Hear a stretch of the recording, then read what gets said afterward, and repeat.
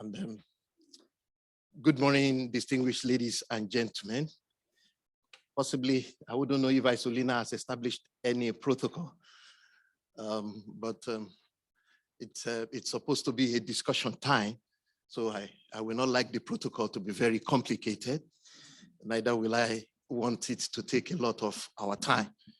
But I want to welcome every one of you, and I want to welcome the dignitaries that are here seated already, and the high-level individuals that will be joining us online. Dr. Aliu Fal, the executive director, the chair of FARA board is here. Dr. Sarah, the director from IFAD, is also here. I've seen a number of high-level dignitaries and the veterans in the field. You are all welcome. This morning, we will be discussing a subject that I consider to be very pertinent to the future of agriculture. And it revolves around all the issues that are currently confronting the sector. I mean, these are important issues. Poor productivity in agriculture is where we started from more than 4 decades ago, and we've been confronting it till now. The productivity is still suboptimal, although we've had a bit of progress in recent decades. Well, new issues are coming up strongly against Africa agricultural sector. And then you will all agree with me that the reality of climate change is high on us now. I mean, time will fail me to talk about flood, to talk about increase in temperature, to talk about the erosion of the sea banks, and to talk about upsurge in the incidence of pests and diseases. Then my friend Carlos sitting here, we talk about agrobiodiversity, almost a decimation of biodiversity of crops, of animals, of plants that we rely on. All these issues, they're showing us that agriculture is a system and they rely on one another in a delicate manner. Now, as we gather and we spend 2 hours here, we will be looking at how to improve the resilience of African agriculture in broad terms, but also looking at how to come up with mitigation and adaptation ways to the issues of climate change. How do we get sustainability in its entire definition? And the issue of food and farming system transition. We have highlighted strongly the agroecology, and agroecology discussion is being on. Of course, a good number of us see agroecology as a panacea or one way to address many of these things that is affecting our natural environment. And so this is what we will be discussing in this session. And to get the discussion going, we already have high-level individuals here who will be giving us a pet talk, I call it, to open the entire session. The first person I'm going to call to give us his opening remark is a chair of FARA. He prefers to be called the chair of FARA. And well, you have listened to him all through yesterday and again this morning in the open plenary. And that is in person of Dr. Aliu Fal. Dr. Aliu Fal, you're welcome to the podium. Please, a round of applause for him.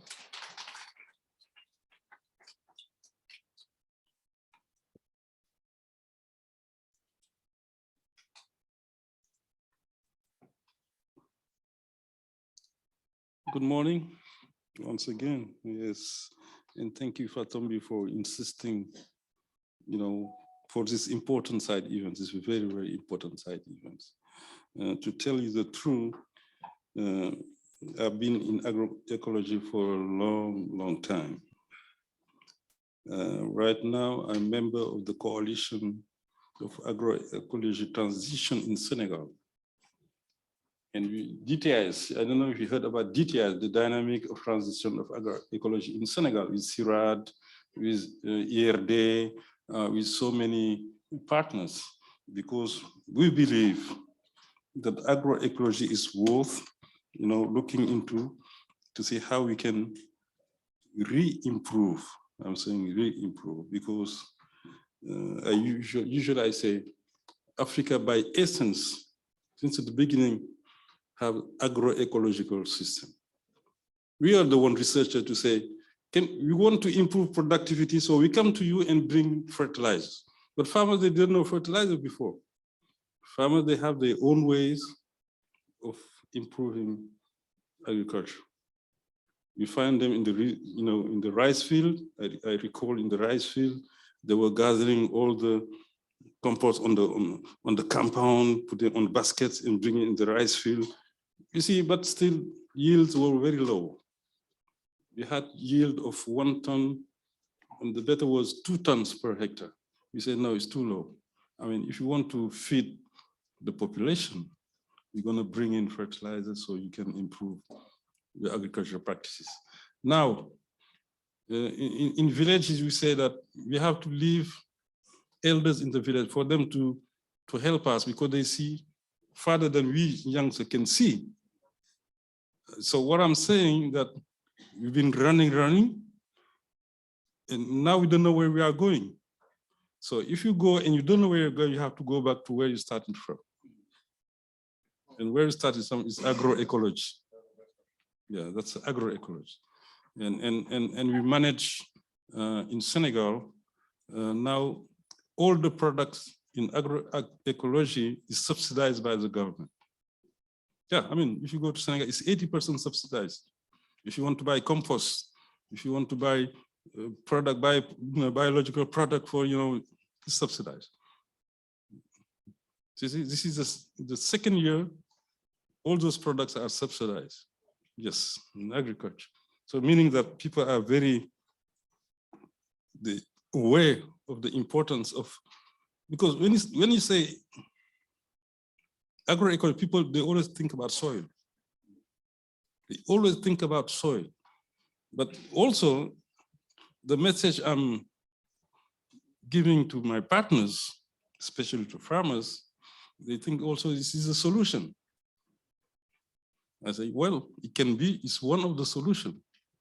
But this solution will keep our soil in good health compared to mineral fertilizer. What are we doing when we are bringing in compost? The crops doesn't eat the compost. The crops doesn't see the compost. The crop always see, mineral nutrients, nitrogen, phosphorus. That's what the crop can see. The crop doesn't know who is in there, is it a compost? But when you're using the compost, people should know the mineralization process is very low, it's very slow. You don't put the compost today and see the result tomorrow. No, you can put the compost today and see the result 1 year after that, because that's in the soil. And it takes time for mineralization. But if you are in a hurry, you want to run very quick, the only way is to put minerals, we put nitrogen, NPK, you fertilize and the plants will just absorb the nutrients and grow. But at the same time, you're not improving the soil. Now using whatever organic matter is, we are improving the soil at the same time. We're nourishing the crops and we're improving the soil at the same time. What the minerals, fertilizer mineral doesn't do. So, that's why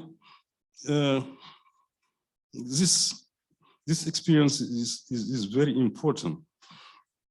So let me just now go into my speech and witness the presence of the Director of IFAD Research Impact Assessment Division. So Vastano, he's here. Yes, good morning.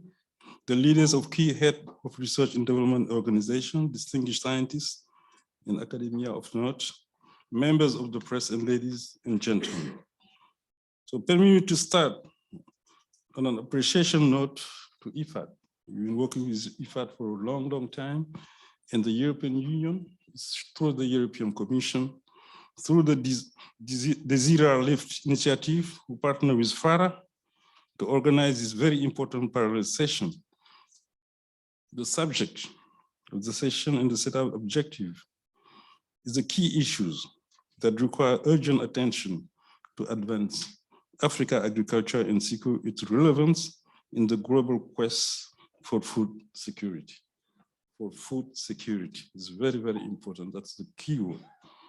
It is noteworthy to state that as a continent, Africa has come a long way in its effort to confront the different challenges facing the agricultural sector. Indeed, we have had a few good successes in terms of development and release of improved technologies for crops and livestock, as well as fishery and aquaculture. The face of agriculture sector is gradually changing, you notice that. The political will of African leaders, just like I say in Senegal now, is subsidized. And the collective commitment of the technocrats and citizens to have a stable and resilient agriculture is also increasing. Everybody is aware of climate change. Everybody is aware of building system, resilient system, agri-food, sustainability.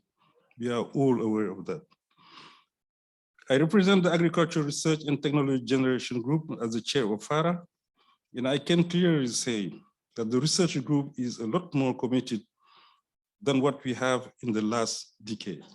We still have new coming, because when you talk about agroecology, a lot of people, they wonder, what is agroecology? Now, when we explain, they say, yes, this is what we should do. And so it's growing, and this is the time it's really growing. I have an assurance that Africa is gradually moving towards the mark of development outlined in Agenda 2063, with a strive toward the Africa we want. Despite the progress, there's still more to be done to move the sector forward and establish its resilience. Still some more work to do. We still have productivity constraints, it's normal. The predominance of smallholder system and its inherent economic limitations and a few other of all concerns are still lingering. More lately, the challenge of climate change, land and soil degradation are coming up strongly, demanding urgent attention. As we challenge are emerging, the new technologies and methods are developed as solution options, and a handful is rejected for skepticism of eventual harm if they are not 100% aligned with the natural resources, the natural process. The use of external input in our farming system, especially by fertilizer and agrochemicals for soil fertility, maintenance, and the control of pests and disease are largely criticized. The push and pressure from social movements behind agroecology, agrobiodiversity, circularity, food sovereignty, organic agriculture, and other nature-based approaches is high, calling for a transition of agriculture, farming, and food system. I really would like to know what we call transition. Transition from where to where? Are we coming back to where we were before, or the transition is something, you have to clarify a little bit. Knowing fully that agriculture is the biggest livelihood in Africa, and by implication, the soil and all the natural resource base is all Africa has to be ensure its social economic development. The continent must give attention to issues that will ensure the substance of those other resources base to continue to provide food and fiber for its ever-increasing population. Whenever we say ever-increasing population, we talk about producing more food. Producing more food, improving yield. Improving yield, meaning also giving to the crops what they desire to produce that level of yield we want. If you want to produce 8 tons per hectare or 10 tons per hectare in rice field, what we are doing in the river basin right now in Senegal, because we eat rice every day. So we need to produce a lot of rice. So in that transition, we should know where we are heading to. Are we looking for productivity, or are we looking for sustainability or a sustainable productivity? I mean, those are questions we have to ask ourselves in moving towards the direction of population growth. Africa needs to balance out its trust and choice of the desired transition. Just like I said, you need to ask the very difficult question of, can the nature-based approaches truly fit the growing African population that would hit 2.49 billion by 2050? At the moment, is Africa truly far away from the nature-based approach when we consider an average use of 16 kilograms per hectares of fertilizer, nutrient per hectare? So, on soil, that is inherent low in fertility. That's what I was saying in terms of using fertilizers, minerals. Africa, by essence, is agroecology, but still we grow, we're using fertilizers, but 16 kilograms per hectares as an average for all Africa. And I know in Senegal, the last study we did, it was 14 kilograms per hectares used by farmers right now. So, so there's a question. Is there truly sufficient evidence of agrochemical abuse and pollution of soil and water bodies in Africa? In my own opinion, a comprehensive answer to these questions and clear articulation of what the African farmers need to do more in practical terms will propel the climate transition. Africa needs to think of sustainability in the real sense. It needs to think about its youth population that will not accept a farming practice that is labor intensive, averse to technologies, and laden with drudgery. Definitely the new generation will look into ways of doing better practices than we have been doing in the past. I believe in the theme of this session that improving climate resilience and sustainability of farming and food system, exploring the contribution of agroecology. We really have to explore all, I'll just say, in agroecology. It is the conversation we should be having in our craving to foster sustainable farming in Africa. I think that agroecology and agrobiodiversity science and movement needs to be defined in an African context and articulate what we need to do. The three objectives of this session are clear. Share experiences and evidence of how and to what extent agroecology contributes to climate change resilience and sustainability of farming and food system in Africa. Discuss how attention to agroecology and agrobiodiversity could inform the transition to a more sustainable and resilient food system in Africa, including how policy processes may need to change. Just like I told you, in Senegal now it's subsidized. Explore how to take forward agroecology as a way to support the transition to more climate resilient and sustainable farming and food system in Africa, including specific actions and policies. So once again, I want to express my gratitude to the development partners, who have been helping on the way. So many of them for the great support given to Africa to propel its sustainable development. So I'm wishing you now a fruitful deliberation on this critical issue of agroecology in Africa, where so many people are getting involved. Myself, I'm running an agroecological farm in Senegal, and we are linking that, we're linking it with new technology, with new smart agricultural system.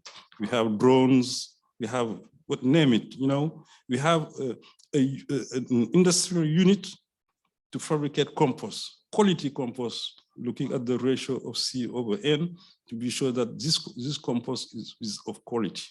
We have, we try to build something which is very integrated and make it as a circular economy, to have a farm which is really an ecological farm. Thank you for listening. Thank you very much.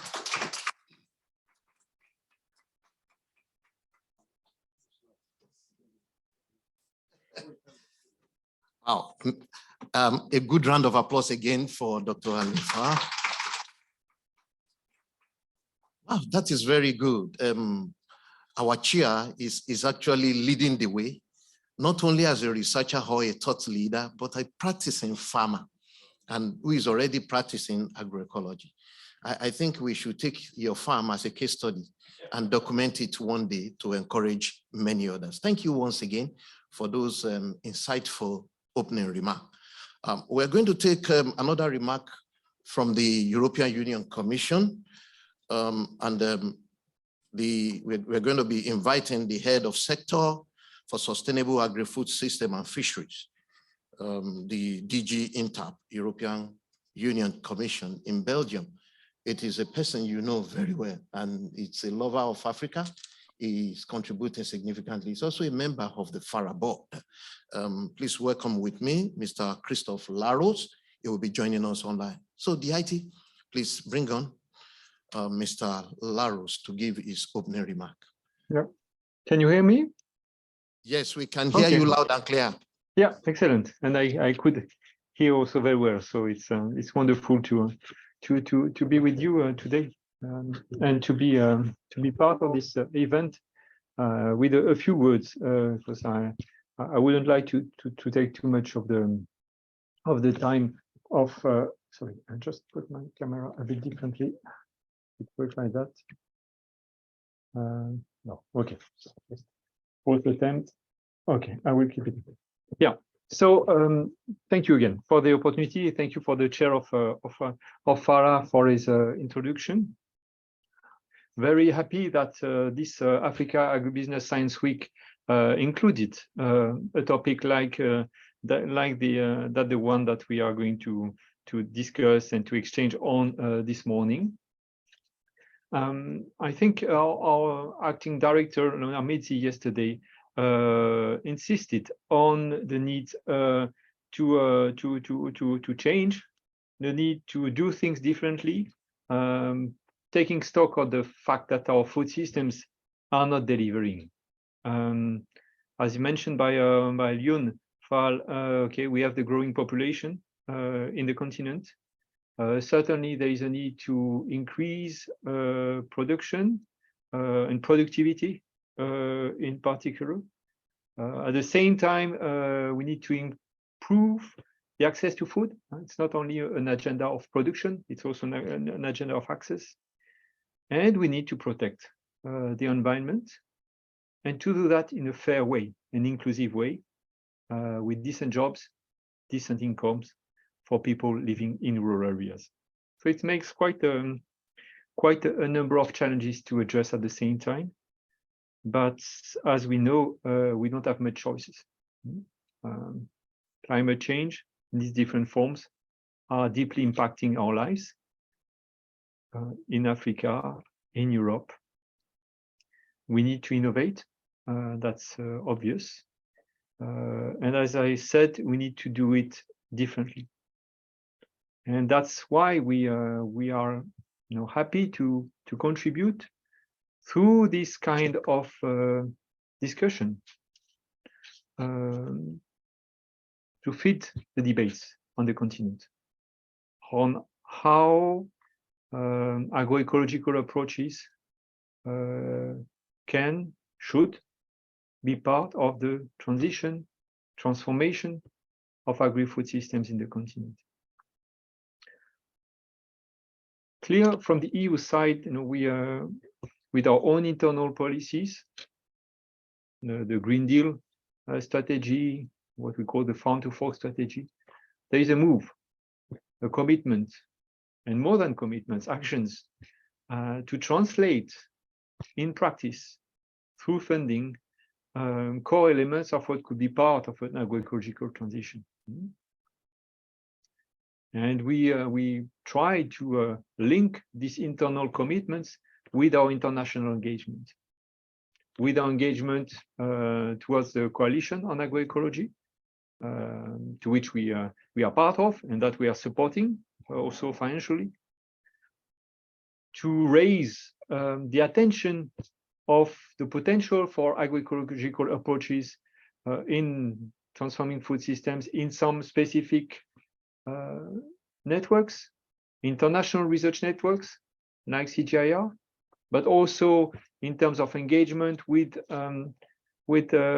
African and African actors like FARA and the regional fora, CORAF, ASARECA, CARDESA in particular. In our engagement with extension services, with GFRAS at global level and AFAS for the continent. So there is a strong engagement, political engagement, but linked to the political engagement, funding partnership that we are putting in place.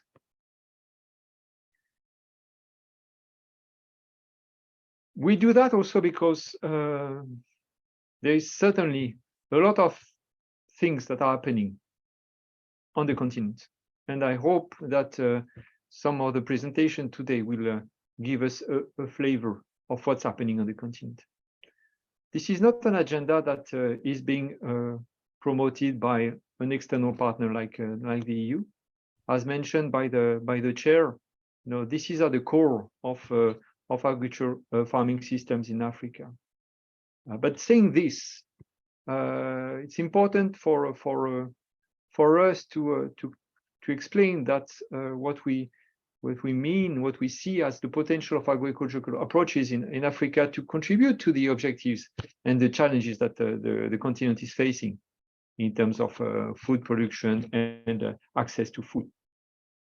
It's certainly to promote a vision that is not necessarily and that is not projecting an image of the past. Of course, the systems in place have to evolve. They have to make use of existing knowledge. They have to make use of scientific knowledge. They have to make use of appropriate technologies.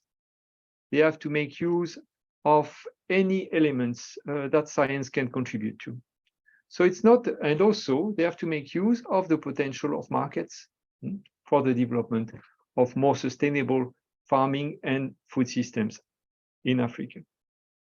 So really our approach to that is an open one, while paying sufficient attention to the key principles that agroecology is about, that have been defined notably by the high-level panel of experts of the CFS. But it's also building on what's happening at the African level, as I said. The African Union has a specific initiative on ecological organic agriculture, which certainly started from the organic agriculture movement, but that is broadening its scope. In a number of regions in Africa, regional economic communities are coming with programs, emerging policies that are really close to what agroecological transition could be about. And as said by the chair, some countries are making some step changes in the way they look at their farming systems. So what I would like to say simply to respond to some of the elements that my fellow speakers addressed. What we see with the agroecology is first that it's certainly a response to the production side, but it goes beyond the production side. It has to talk to us up to the consumption side. That's what agroecology is about as well. It's not only farming practices. Farming practices are important, but it goes beyond that. In particular, we can wonder at times why we should only focus on improving production when we know that losses post-production are very significant. So there are choices to be made, but this more comprehensive approach to agriculture and farming is important, we think. At the same time, we have, of course, this debate on fertilizers versus soil fertility. And no, we don't want to oppose agroecology and fertilizers use. What we say and what we think is first to look at the issue of soil fertility and soil potential for productivity. When you start from that, then you can think about local solutions at farm level, at landscape level. You can think about articulation between rural and urban areas. And then you can think of what you need to add also from external kind of inputs, including fertilizers and including inorganic ones.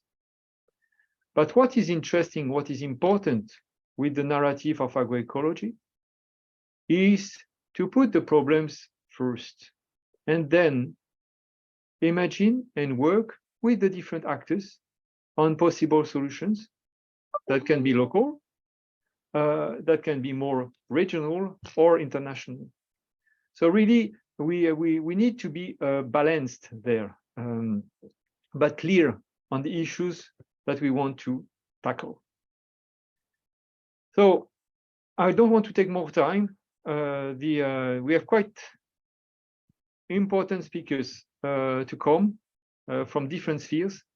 I'm looking forward to their contribution to the debates on how, to what extent agroecology can contribute to climate change and resilience and sustainability, the importance of agrobiodiversity as part of the agroecology agenda and beyond, and the needed policy processes. I think these are key questions that we need to dig with to make this agenda progress in Africa and not only in Africa. Thank you very much. Looking forward for the discussion. Yeah, thank you very much, Christophe, for that very balanced thought. And I'm getting more convinced by the day that Christophe is actually balanced in his opinion on how Africa should go. I think the two opening speakers this morning, they should have triggered our mind with sufficient questions and their opinion on what the answer should be. But more importantly, we need to set our mind open and be ready to interrogate the thought around transition of farming in Africa, agroecology, and other innovations. I'm privileged to be part of the HLPE team that wrote HLPE 14, agroecology and other innovations, and that is not a cheap assignment. Now there is the social movement that wants Africa to go agroecology, hook, line, and sinker. That there is the other group that feels that no, intensification is what Africa needs. LaRose in his comment talked about if we go agroecology, what is the potential of the soil for productivity? He also said that we need to think carefully about the difference between production practices, farming practices, and agriculture as a whole. So that when we are defining where Africa should go, we will not confuse the civil society, but we will make recommendations that are balanced. And I think this is challenging our collective intelligence. And in this discussion, I like Christophe. He said, debate. Let's debate it. Let's bring fact and figures to the table. Let's be genuine in our thought and in our imagination for Africa. Okay, thank you very much. These are these, what do you call it, emotional sentiment I want to bring forward to trigger discussion. We have speakers here, but before I introduce the speakers, I want to give a bit of housekeeping. A paper is going around because we are required to take a list of attendance in all the events.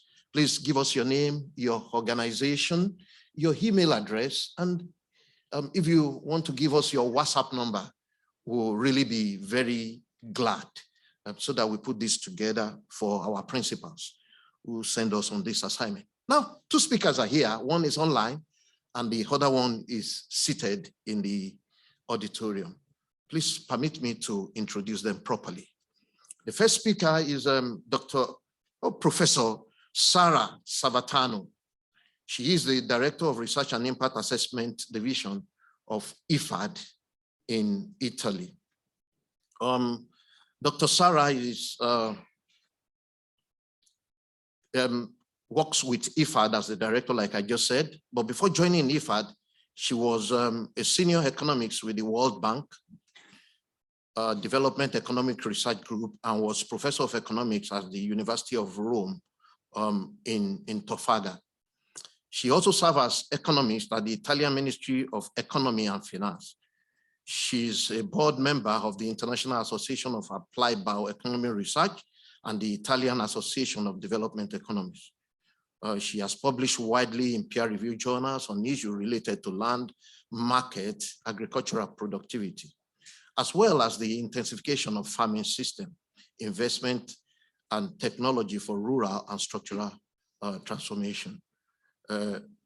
Professor Savatano holds a PhD in economics from the University of Rome, Tonfaga. So with a round of applause, kindly welcome with me Professor Sara to come to the podium and make a presentation. You're welcome.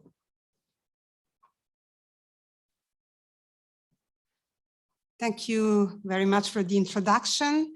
Thank you, Isolina, and all the team members of IFAD for having organized these very beautiful and exciting sessions in this exciting event. So I'm going to start with thanking Mr. Aliou Fall for his eloquent presentation on agroecology and knowledge, which will, prevent me to go into the details of agroecology, but also on Christophe Larose that give us the light for the future. How can we look at agroecology in the future? And to make a practical example, and it was very interesting when he was talking about fertilizer, what to do with fertilizer. Let me make a practical example. And the example is, I don't know whether you do jam at home. I do jam at home, marmalade. Okay, and to do marmalade, you need good fruit and you need sugar. Why do you need sugar? Because you have to preserve for a longer time your marmalade. So you need to be able to eat it for a longer time. Now, the true thing is that because I'm always obsessed with diet, assuming that I'm able to be on a diet, so we started to use less sugar. Of course, maybe it lasts less amount of time, but at the same time, you can have a more nutritious and healthy jam because it's still good, but at least you feel or you hope that you're taking less calories. So basically, this is also the idea of fertilizer. Not that you do not have to use it, but the how you use it, how much you use it, and how you combine it with the existing soil quality of a country, of a region, and it varies. So what does it mean? It means that in the future, we have to leverage on the knowledge, existing knowledge that institutions like CADAP already have and can produce to scale up our work and understand how topics like agroecology, agrobiodiversity, agroecology transition can enter into the, sorry, I think I need, it's here, yeah. How those topics can enter more profoundly in our program of work, and in particular in the program of work, for example, of IFAD that I'm representing here. So what am I going to do today is to show you how we integrate agroecology, agrobiodiversity, and adaptation to climate change in our work to be able to receive your input on how in the future we can improve the design of this project to make them more agroecology focused, agrobiodiversity focused, and climate resilient focused. So, okay.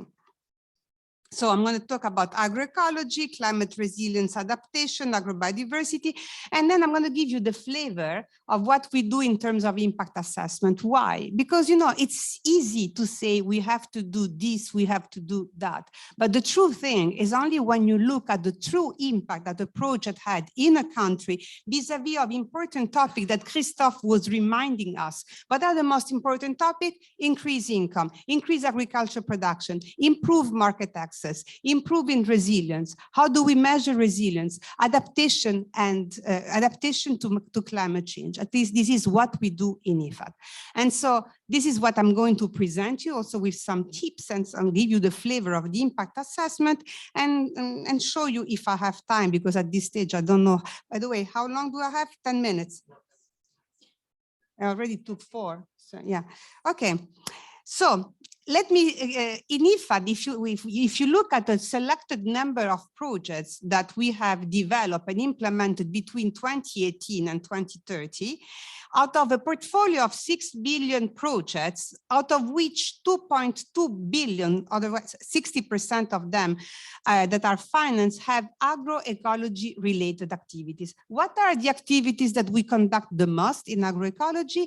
We have enabling policies. So we try to support countries with policies to implement agroecology, and this is 38%.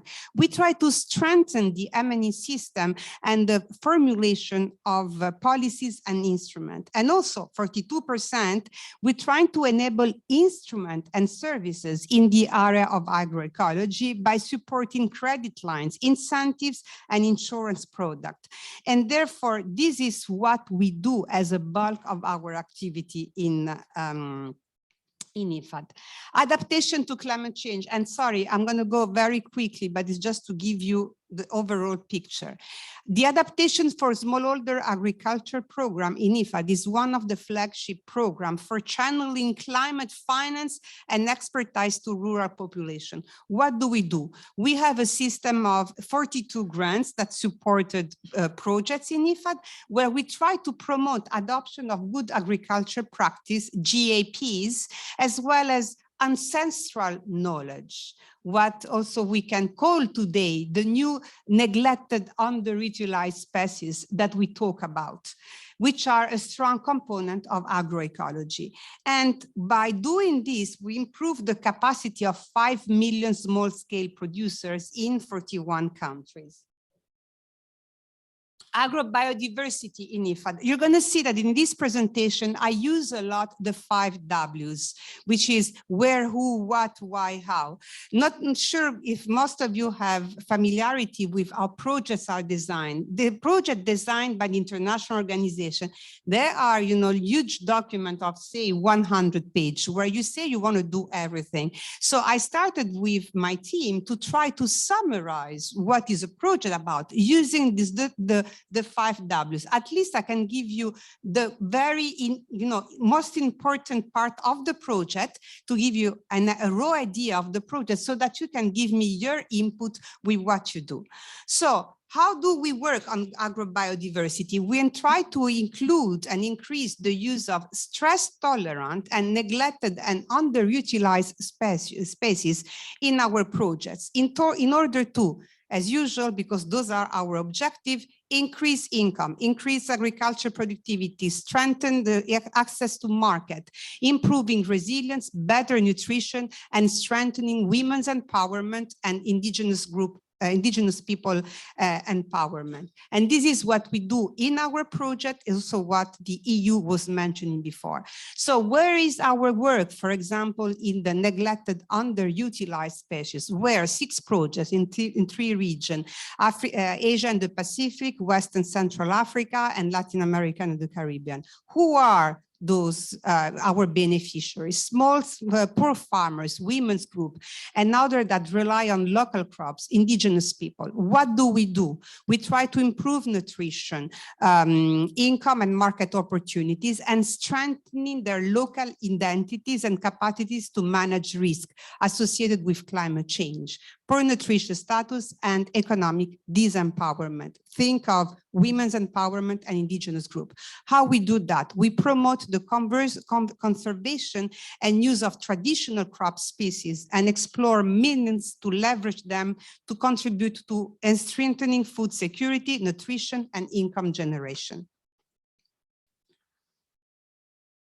Okay, so this is how we do that. So we have all this list of projects, and what is one of the core activity of IFAD, and in particular that of the Research and Impact Assessment Division that I lead, is that we conduct ex post, at the end of a project, a rigorous impact assessment, so that all these characteristics of the projects that I have presented so far have impact that are measurable, and measurable in a rigorous way. At the end of the project, we conduct a rigorous ex post impact assessment on 15% of the sample of the projects that are implemented in a replenishment period.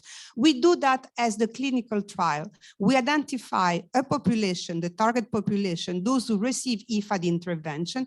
We identify a control group, a group of individuals that have the same characteristic of our treated beneficiaries, but didn't receive IFAD intervention. We estimate the impact on the treated vis-a-vis of the control group on what? On income, production, market access, and resilience. And we're able to say what was the impact of the project that IFAD finance had on those 4 strategic objectives. And for climate change, we use a proxy of adaptation, which is ability to recover from shocks, both climatic and non-climatic, but also income diversification. But we also look at the impact on adoption of good agriculture practice, those that are relevant also for agroecology. I'm not going to go into the detail, but those are the most important projects that we have financed with a climate change in the ASAP program. Those are 6 countries of the adaptation to climate change that we have financed and for which we have estimated a detailed impact assessment. Okay, so this is only an example. I'm going to focus only on this one. I'm not going to go into the other one because time is rushing, but I want to show you what we do. So let's start to describe the project. What are the 5 W? Let's take a project in Mozambique, the PROZUL, to improve the promotion of inclusive agribusiness value chain development, a project that was implemented between 2012 and 2020. What was this project about? Who, what, where, why, when? Who? Smallholders farmers who are already involved in targeted value chain because we want to improve the value chain. What? We want to focus because we think that cassava was an important and fundamental crop in the countries at the time we implemented the project. And we did training and technical assistance on business model for profitable and climate resistant production and marketing of cassava.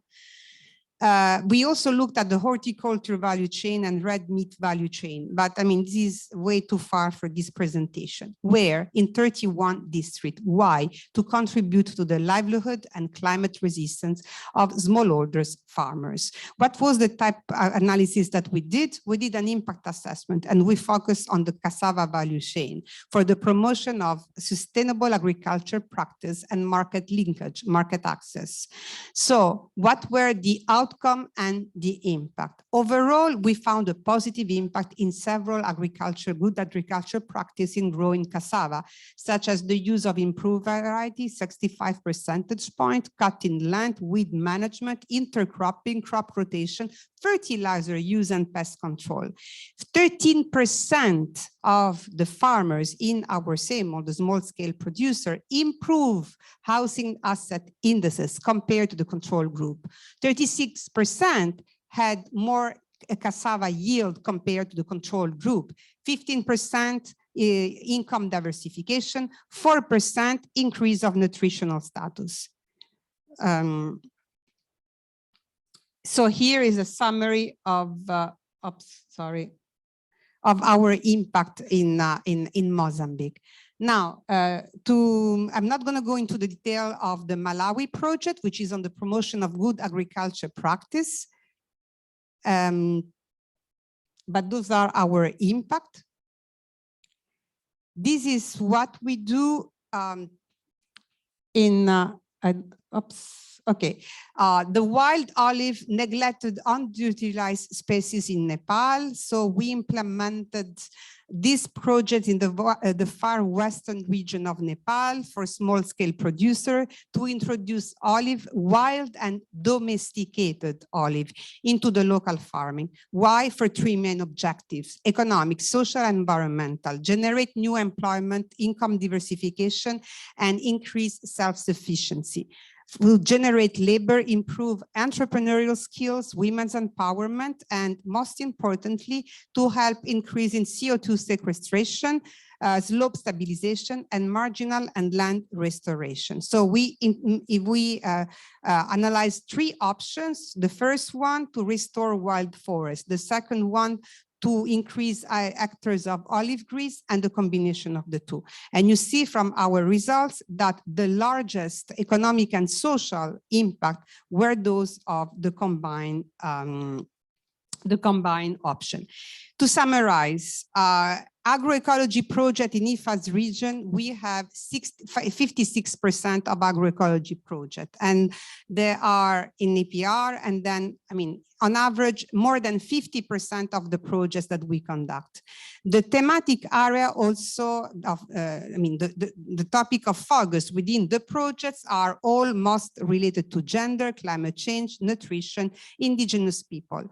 What are the main impact of IFAD projects on adoption of good agriculture practice and neglected underutilized spaces? Increase income and agriculture productivity. Again, what was said before by Christophe. So we found a positive impact. So the problem is to scale it up.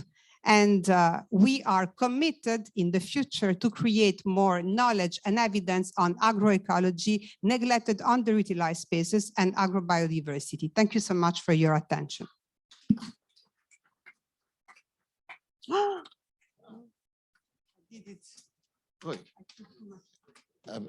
Congratulations, Sarah, for keeping to time.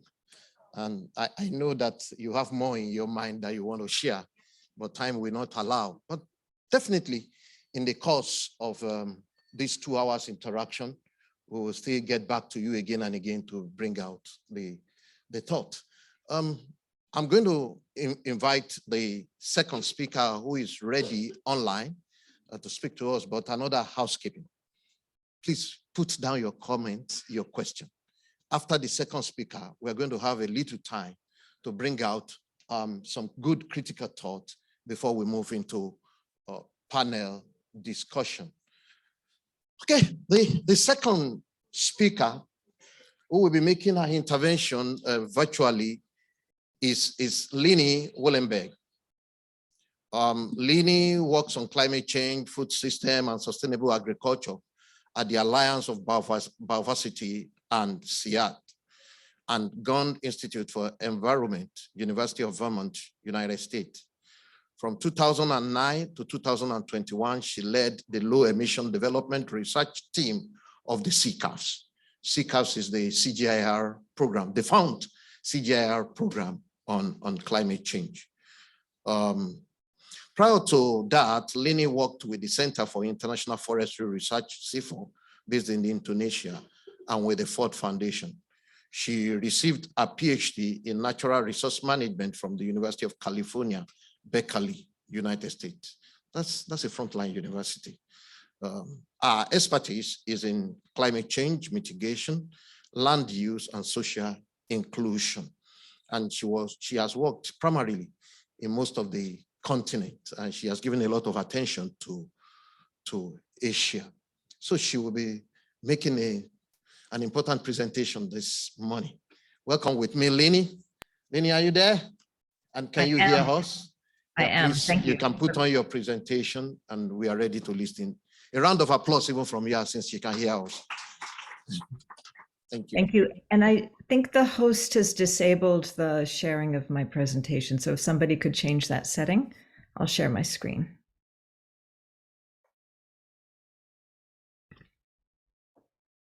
Is that possible?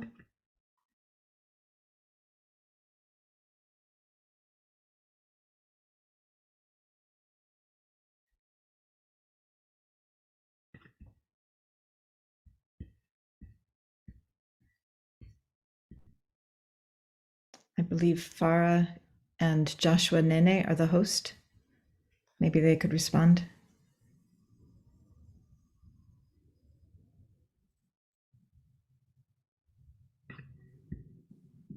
Lily, normally you can try, please, because they've enabled your access. Yeah, I cannot share my screen. Can the IT share the screen? Please go ahead. You will have to tell us next, Lily, please. Thank you. Yeah. And my presentation has been updated. So I think it's just a matter of the host enabling participant screen sharing, and then we'll be fine.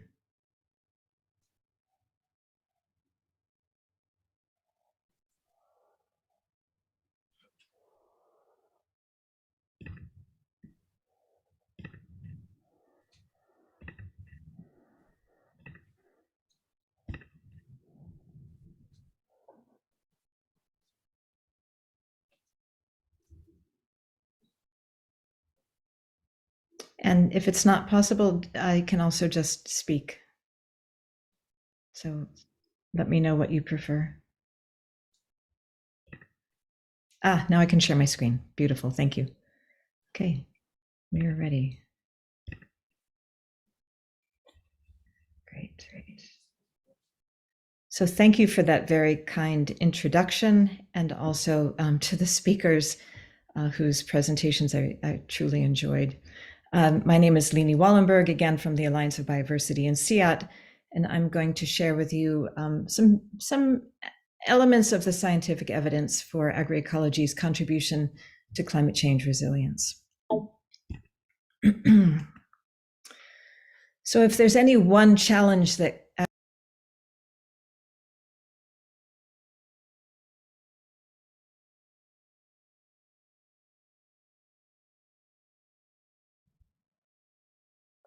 Hi, I think I got disconnected, so I'm back again. I'll share my screen again.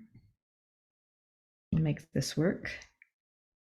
All right, could somebody confirm that you can see my screen?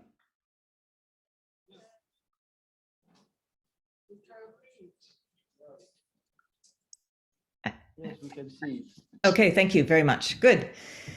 So if there is any one challenge that agroecology needs to contribute to, it will be the challenge of climate change. And if we look at past temperature changes in the continent, we know that agricultural productivity has declined by 1/3 since 1961, based just on temperature in the region, which is more than any region globally. And if we look to the future and imagine a 1.5 degree increase, which is conservative, we know that maize yields would decrease by about 10% in West Africa and by 20 to 60% in Southern and Northern Africa.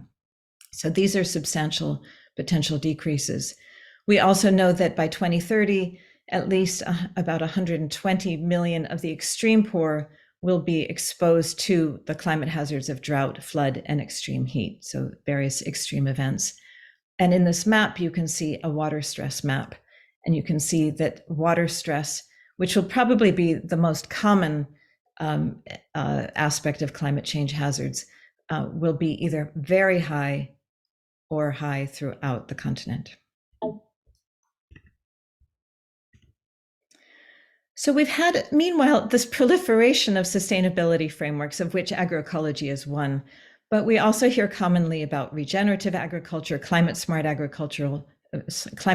food systems, sustainable land management, and so on. And so the question is, how do these various frameworks adequately address climate change resilience? I think there's been some reference to the definition of agroecology here already, but I thought I should put it out there to help us all have a common framework.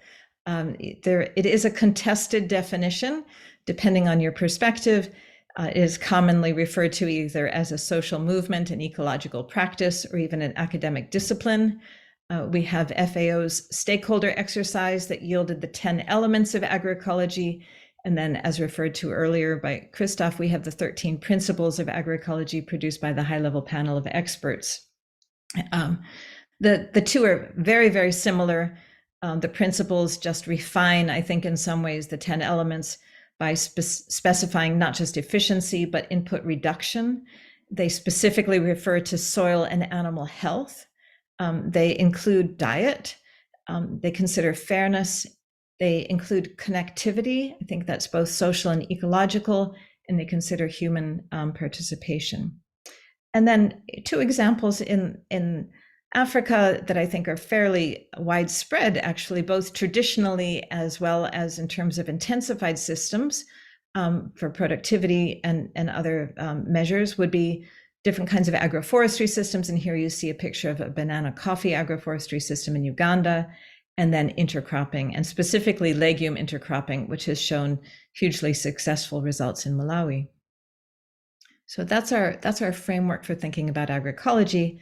And now the question is, and I think there are three really important questions, is can agroecology improve climate change resilience? And the three questions are: first, does agroecology significantly address the specific climate hazards in a particular place? So it's not just a matter of improving soil health incrementally or improving water incrementally. It's really, can agroecology deal with the drought that will occur, or the interseasonal, or the variability in seasons or precipitation? Second, is agroecology performing better than alternatives, whether that is conventional intensification or regenerative agriculture?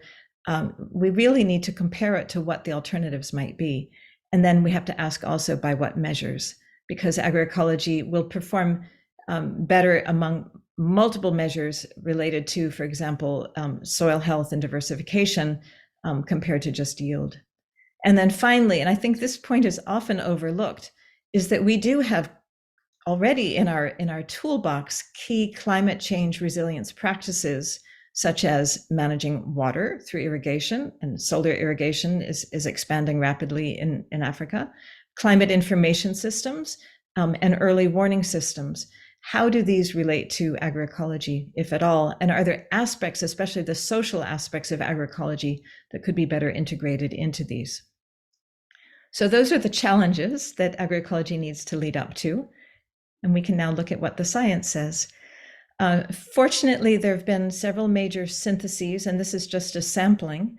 But in 2021, BioVision and FAO did a review of agroecology and climate change resilience.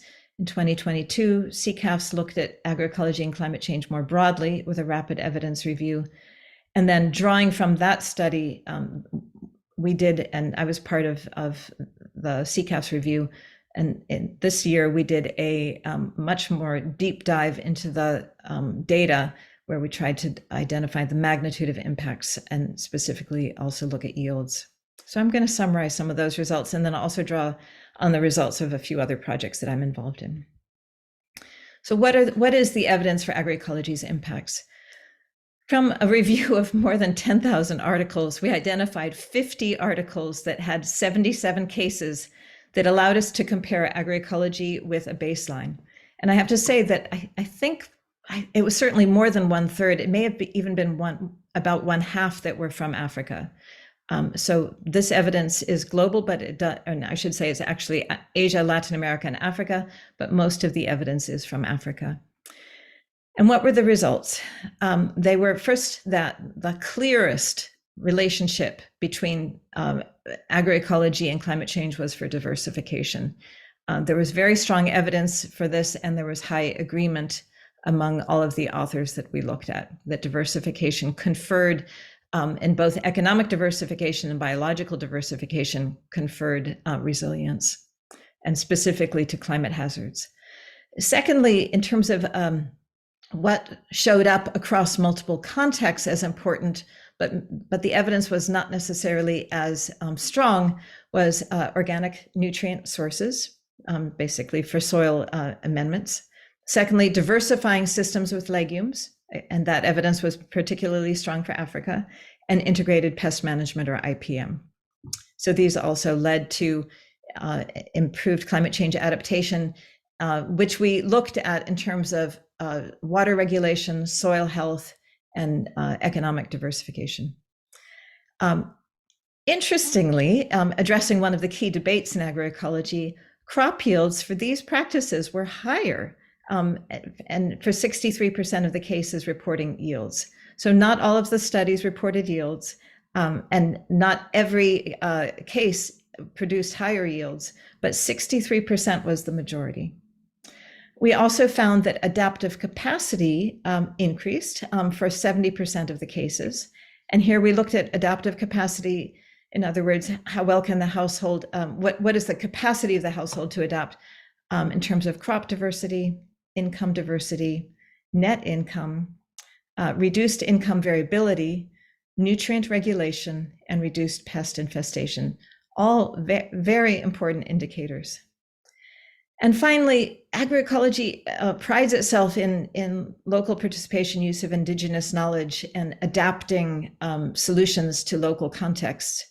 But we found some evidence, but we didn't find conclusive evidence that these local adaptive processes conferred any resilience or adaptation. We think they're still important for other reasons, they're valuable, but we couldn't find clear evidence that they made a big difference. So here's the hard evidence for those of you who like the figures.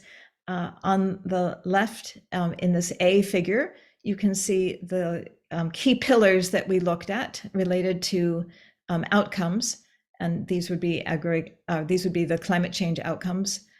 So we looked at crop yield, profitability, agricultural diversity, water and nutrient regulation, soil health, pests and pollination, and then we also looked at some factors related to mitigation. And here we have indicators, for example, of crop yield that show the yield of the primary crop, or what we call the sole yield, the yield variability, and the system yield. And the B figure just aggregates all of those, for example, into crop yield. So if you prefer the simplified diagram, please look at the simplified diagram. And what's interesting here is that as I mentioned, first of all, to note that more cases still focus on measuring crop yield and profitability, and not so much many of the things that agroecology confers, like diversity, water and nutrient regulation, soil health, pest and pollination, right? So we need more science that addresses the multiple dimensions of agroecology's impacts. But the other thing related to crop yield is to note that while we had positive yield impacts, we also had the majority of the cases yield either positive or neutral impacts on yield. And then we have a small number that had either mixed or negative results. The other thing is that if you look here, you can see in terms of profitability that we had generally high productivity, but also we had high costs. So agroecology led to high costs. And the other item that I want to note is that we have a mixed results and neutral results in relation to fertility. Okay, and I have to really ask for your forgiveness. My alarm clock just went off. I think it's 6:20 here in the morning, and I'm going to quickly turn it off so it doesn't become a distraction. 1 second, please.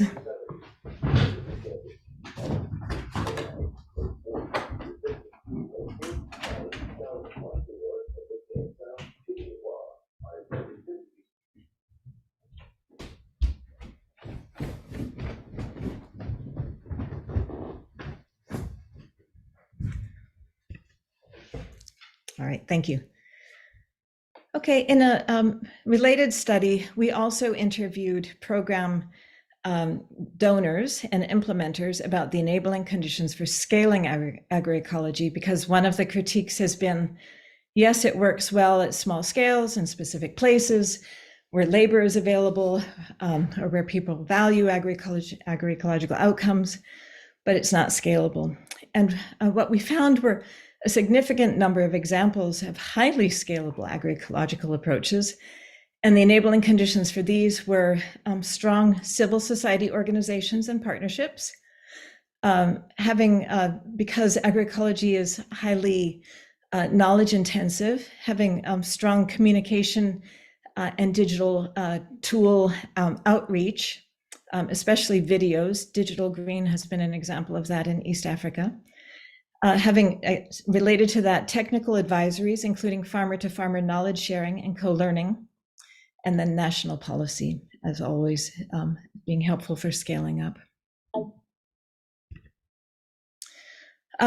In another project, that involves the EU and IFAD as donors. We're looking at agroecological transitions, focusing on this question of digital tools.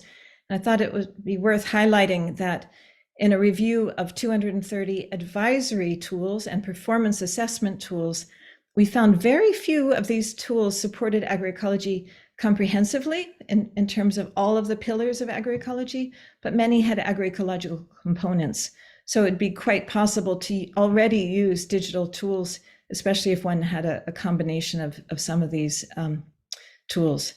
Exemplary features of the tools included context-specific technical options, and in many cases, farmers being able to put in, or their advisors being able to put in local environmental or household information, use of videos, and especially important was integrating a tool with some human component. So with especially a trusted third-party intermediary that could provide coaching or, for example, a hotline and some form of two-way communication. The other thing we found that surprised us was that less than 20% of the tools supported climate change action of any sort, and that the adaptation functions of these tools focused on technical assistance for climate information and early warning systems, not so much at all in terms of technical assistance for farming practices. So this is a gap. We need to do a lot more work on improving the comprehensiveness of agroecology in our tools, and also linking that with the climate change aspects.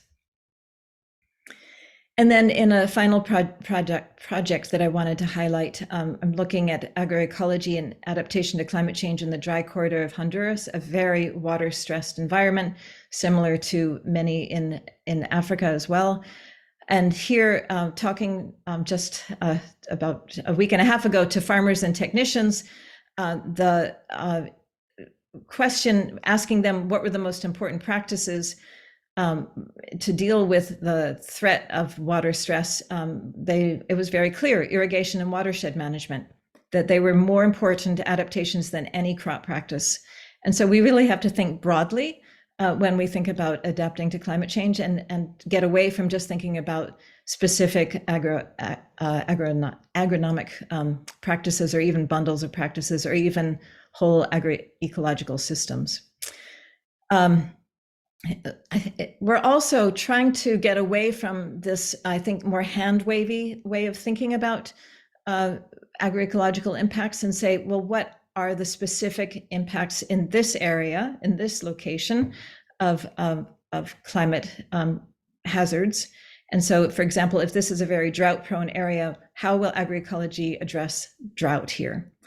And what we found was, and I think this is something we all have to live up to, or own up to, is that there are limits. You know, agroecology will not be able to deal with necessarily 3 years of drought, or necessarily, you know, a hurricane and extreme flooding, just like many other agricultural systems. We still think that it is a more risk-averse strategy in many cases, but we have to be realistic about the fact that humanitarian assistance will still be necessary for the most vulnerable, and then think about how that can be consistent perhaps with some of the values that agroecology could promote. So by way of conclusion, in terms of what the evidence suggests, it seems that agroecology can contribute to climate change resilience, especially for practices related to diversification, organic inputs, and integrated pest management. Surprisingly, yields were much better or neutral, but costs do seem to increase. So that's an area for further inquiry. We need many more studies to compare agroecology and other sustainability approaches. And the suggestion is to focus on outcomes rather than trying to compare these labels, like regenerative agriculture and climate smart agriculture and agroecology. Let's try to come up with indicators that we care about, and then compare the different approaches according to those indicators of outcomes. I also think, as we try to scale up some of these practices, that we should prioritize the practices with the strongest evidence, such as diversification. And let's think harder about how to integrate best practices for resilience, such as irrigation, climate information systems, early warning, and the humanitarian assistance that I just mentioned, with approaches to agroecology. Thank you very much. Yeah, thank you very much, Lini.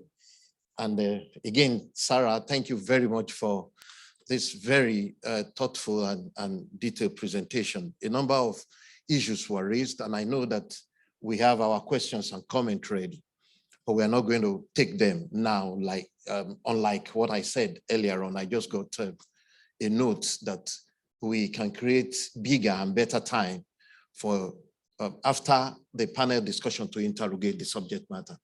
And that appeals a bit to me. I saw people shake their head in the audience. It appears it's burning. Okay, let me give opportunity to 2 comments. No answer, but just raise the comment. First come, first serve. Okay. Okay, 1, 2, 3, 4. Case closed. Just 2 sentences, raise your key point. Nobody is answering. We just note them, then we respond after. Please be very quick. Yeah, please, you can stand up and mention your name or something. Thank you very much, Mr. Moderator. My name is Professor Lala Lasafinjara, and I am a soil scientist by training. And currently, I am the chairperson of Caldesa. Okay. So what I want, I have just a few comments. Okay, first of all. Just give one, sir. Okay, just one. Concerning the last presentation by Dr. Lini, she said that the productivity, agricultural productivity is declining by 1/3 because of the temperature rising. Okay, so I would say that that is not the lone culprit. There is also the decline in soil fertility. And why soil fertility is declining? Because soil is dying. Why the soil is dying? The soil is dying because the organic matter status is declining. Yeah, yes. So we need to refill that potential. How? Then agroecology is there. I will consider that as a source of biomass. Because if we want to make compost, we need a huge amount of organic matter. Thank you. Okay, thank you. Thank you. Thank you very much. Okay, the number 2, before I take you, while the microphone is going to you, young people here, please let's eat the social media. It is hashtag AASW8. So let's tweet. Let's get on LinkedIn. Let's get on Facebook. Young people, let's just do that. Thank you. So question 2. Okay, good morning, everyone. My name is Uchenna Ono from Nigeria. I quite appreciate the acknowledgement of the last speaker. Please go to the point. That agroecology is not enough to stop the influence of climate change. So I now call for a multi-stakeholder approach that will involve a holistic kind of action from all stakeholders in the environment, other than the agroecology approach. Okay. For instance, you have the source of the pollution, go to the source. I think you make your point. Thank you. Thank you. Number 3. Good morning, all. My name is Murad. I'm the Innovation and Scaling Lead of CGI's Climate Resilience Initiative, and I'm a scaling expert. So what I want to see, there are a few mentions. I mean, scaling is a lot about finance. I haven't seen any references to finance. I think to scale agroecology, we have to be more intentional on the finance. Yes. I have several suggestions and the science coming. And secondly, we need to create— I said one. Yes. The second one is decentralized decision-making systems, and we need to discuss that. Yeah, that's important. Let's go to number 4. All these questions are noted by the rapporteur, and when the panel comes up, we will respond to them. Please be very quick. Yes, good morning. I'm Rashid Siraj, an old-timer of the CG and with FAO, and now I'm based home in Morocco. I really like the 2 keynotes. Okay. Brilliant, both from IFAD and from Lini. Learn Lini from old days as CCAFs. Please go to your point. The take-home message, and I think this is really, for me, this is the key. What I heard today is really important on the last take-home message, is that agroecology is not a magic stick. I think we need to remember that We do have an effect on productivity in some cases, but costs can be higher. And I think the key message here is that it's not a magic stick, but more science is needed to find the need and how, especially in drylands. Because we also had that experience that Lenny was showing from Honduras. I think this is just challenging us and all the scientific community around the world, that there is more work needed to fine tune all this and rather get out of the slogans, whatever we might have as a slogans. Thank you. Thank you very much. I mean, these are very useful comments. I know that there are more that will help us make very good decisions. A number of individuals asked me that, Lini, can you share your presentation? You can turn it to picture, you can turn it to anything, just for us to see and to have it. Okay, I want to thank you very much for listening to me. I want to hand over to Isolina to do the other part of the story. Thank you. A round of applause for her. Thank you very much. Can you put the program online, please? So thank you very much. Very exciting. We are very late. That's why I'm a bit nervous. And thank you. And I know that we have also lunch and many other sessions. Agroecology, as much as it has said now, and we know it's also about inclusiveness, different voices, farmers, smallholders, private sector, research, policy, multi-stakeholder. And we talk about investment as well. I hope that in the debate, if we have time, we will get back to that. And you can only compare as well things that are comparable when levels of investments in sustainable practices, including agroecology, are similar to the ones of conventional agriculture, then you can start as well comparing. It's very difficult to compare systems heavily funded to those that, although they prove some of the results as presented by your keynote speakers, still are overly underfunded. So this panel now was to bring other stakeholders. You have the names. We have Carlo Fada. He will come actually last, but I already introduced him in the interest of time. He's from Biodiversity International as well as SIAT. He has a long experience in countries. For the last 6 years, he leads the Seeds for Needs research teams, which actually focuses on genetic diversity for farmers. And his work centers actually on the understanding that conservation and use of genetic resources cannot be decoupled from rural development, livelihoods, and economics. He's based currently in Kenya. Then we have online, and he will be the first speaker, Mamadou Goita from Mali. He is the Executive Director of Institute for Research and Promotion of Alternatives in Development, IRPAD. He has many, I have known him as actually the Executive Secretary of ROPA, the West African Farmers Organization. He is also in IPES Food, African Food Security and Food Security Movement. Many knowledge, and he will tell us a bit more about the initiative in West Africa, which is multi-stakeholder, as it was raised by the audience. So it has the policy, it has the REX, ECOWAS, finance, the West African Development Bank, smallholders and farmers, and private sector, and what they have reached so far. And then we will have actually two entrepreneurs, Samuel Rigu, and I will ask to join, the setup here. Samuel Rigu with Safi Organics in Kenya actually will tell us how he used the waste, the agricultural waste into productive resources and into organic fertilizers. And then the last one will be Afanchawo Kudase from Togo. He's the president of the Youth College of ROPA, West African Farmers Organization, but he's also the president of Young Farmers in Togo. And they have a project of 15 agroecological farm schools, as well as training centers across Togo, and he will tell us about his experience. Can you come in, please, and sit, the four of you?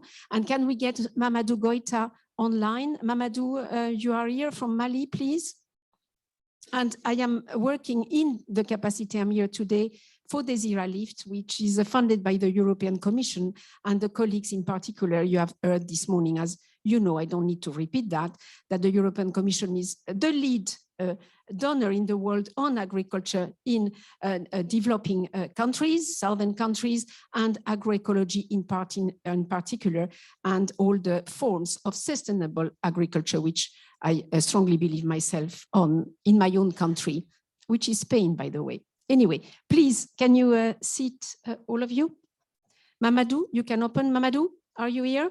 Yes, you are. Please, the floor is yours. And I'm so sorry to ask you to make as brief as possible, if you can make in 5-6 minutes. You know the problem we have here. Yeah. Okay, I will try to do my best. Can you hear me very well? I want to ensure that you can hear me. Can you hear me? Can someone confirm that you can hear me? We can hear you very well, Amadou, very well. Thank you very much, Isolina, for this. I've been really impressed by the introductory contributions, and first by Dr. Fall on the context of Senegal. That is one of the key countries in West Africa involved in the process that I will be explaining, and also the keynote speakers who have been highlighting some of the key points. I would like to emphasize on the dynamic that is happening actually in West Africa, trying to promote the transition of agroecological transition in different countries, but also at regional level. We went through a very critical research things on the content, but also the container of the transition. And in 2018, we came with a report that highlighted 8 obstacles to the agroecological transition in West Africa. The first one is access to finance. Then we have access to land and water, access to seed and organic input, access to market, political buy-in, uptake of agroecological practices, and bringing evidence to bear. And the last one was the fragmentation of agroecological movement in the region. So this has been identified as key obstacles that could really prevent us to just have this transition not only quick, but also efficient and bringing more impact in the transformation of the food system in this region. So on that line, we identify at the same time, during the different research that have been undertaken, 4 leverage points that have been very instrumental in putting just bringing back this initiative. The first one is alliance building and collective action. That is something very instrumental in trying to have a vocal and broad-based and unified agroecological movement, essential for advancing changes on multiple points and also unlocking transition in West Africa. The second leverage point that we identify is the integrated food system, just reframing the governance of food system. That is a very powerful vehicle for advancing agroecology in West Africa. The third one is food sovereignty with territorial development and the new economic paradigm that was necessary actually to try to move very fast, but also at the same time in a sustainable way on the food system transformation. And the last one is that agroecological has a crisis response, because we can identify, we have been talking just now about climate change as one of the key points that need to be addressed. And that is on that line that the different stakeholders bringing together the knowledge, the skills, and their experiences brought into birth what has been called in the region the 3AO. This is the Alliance for the Transition on Agroecological Transition in West Africa. So 3AO is a kind of network. So it's a bring together a wide range of organizations, institutions, including the regional economic commissions like ECOWAS. We just one of the key members of this dynamic. We have also farmers group. We have research institute and universities that are involved in this dynamic. We have international NGOs and social movement, but also we have different networks. Because as you know, in West Africa, there are many thematic networks that have been funded, trying to address some of the key upstream and downstream issues of agroecology. We have QuestPay on this farmer seed issue. We have Copagen on the genetic resources management, but also working on the farmers-wide debate in West Africa. You have also institutions like ROPA as a network with RBM on pastoralist group and APES, but you have also all these institutions that have been created just like AFSA, the Alliance for Food Sovereignty in Africa, that has a West African leg. And this first meeting was organized in Senegal with the university at Saint Louis, but also addressing some of the key players in that country, so that we brought together the experiences and then created this using a series of activities, collaborative actions, and then trying to see how to reorganize the expertise that we have in the system and how we can address some of the key points upstream and downstream. It has been said that agroecology is not only about production, but also upstream and downstream. So we are trying to see how the input issues can be addressed, how we can have a transformation, the processing of food, online with agroecological sustainability issues, but also to organize the market and the nutrition issue on that line. So we cannot just go without just addressing these upstream and downstream issues. So this 3AO is a network that is just finding a way, organizing yearly some of the forum at different level and addressing some of the key points that we think will be very instrumental in addressing our ecological transition. So since we don't have enough time, probably there will be some key things that are happening. So I know that most of the things that have been said so far are really, we have evidence on them. I have an agroecological farm for more than 20 years now. And then I know that even someone have been talking about the cost of production. My cost of production with proof included is lower than those who are using chemical products in their farm actually, because I have been really accumulating the experience on it for soil fertility, for also the integrated system that is bringing together different segments of production related to the food system. So I don't need to have high price of my product on the market. I can sell it with Malian who give good food, but at the same time, my cost of production is lower. So I can even sell less than those who are doing conventional production today, just to bring this on board. So the issue of price is the issue of time. And we are using tape as an instrument to have a profile, agroecological profile of different regions. And we are using also the territorial market instrument that have been organizing the methodological aspects at international level that show that agroecology not only is it's a prevent a climate change hazard that we can have, but it's also contribute to create jobs, to create also revenue, revenue at territorial level that can help for the economic development of territories, but also at national and international level. So I will stop here, and in case there is any additional question, I'll come back to you. Sorry to rush and then speaking. I'm sorry for the interpreters, but I have to rush because time is limited. We are know. Thanks a lot, Isolina, for inviting me, and I wanted to be with you, but unfortunately, time is very, very limited for me this period. Thank you very much, Mamadou. Yes, a round of applause. I'm always sorry that we reduce time of people because of, management could have been better. Anyway, Samuel, if you can come in from Safi Organics, Kenya, and tell us, we have no time for PowerPoint presentations and so on, but if you can do talking points on not only what you do briefly, but how do you think it can contribute to some agroecological transitions?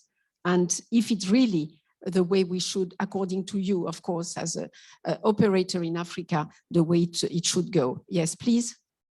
And the next speaker will be Carlo, who is back, and then we will go to Togo, and then you will need the French. Actually, we'll speak in French. Please.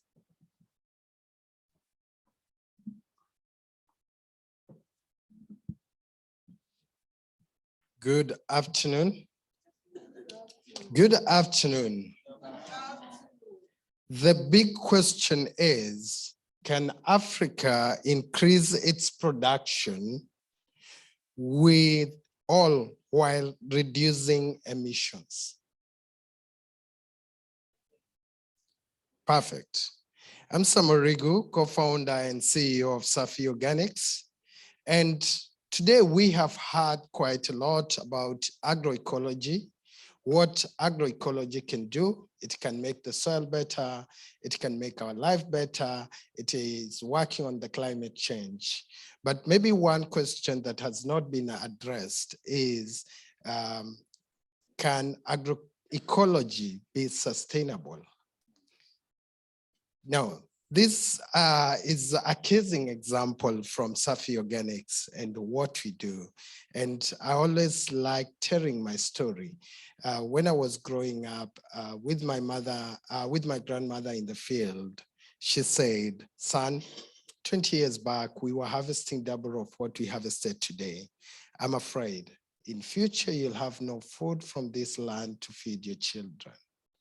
And it turns out she was right, because millions of farmers in Africa are paying 2 to 5 times the world fertilizer prices.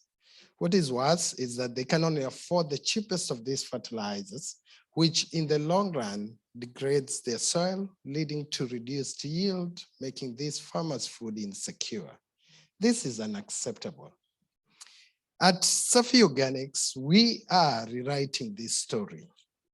We use technology designed at MIT to decentralize and small-scale fertilizer production, making it possible for the first time to have bulk of fertilizer being produced in local villages using crop residues and the local youths to do this.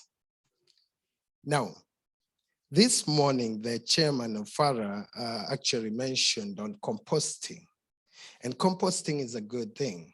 But at Safi Organics, we felt composting takes long. So our technology has enabled us to produce a soil-specific fertilizer, and we can produce this in under 24 hours. So making it possible for the farmers to have the fertilizer when they need it and how they need it. So basically, we have seen that the major source of our revenue, this is where sustainability comes in, is when we sell this fertilizer back to the farmers, we are able to make a 40% gross margin. But as we grow, because we have the technology, we are looking at the possibility of charging per ton usage fee on the technology, as well as licensing this technology to agricultural manufacturers to make it accessible to farmers. But beyond that, we know, and we have heard about the climate thing, is the fact that we can sequester CO2 from the environment. Hence, carbon credit becomes a potential source of revenue for our organization.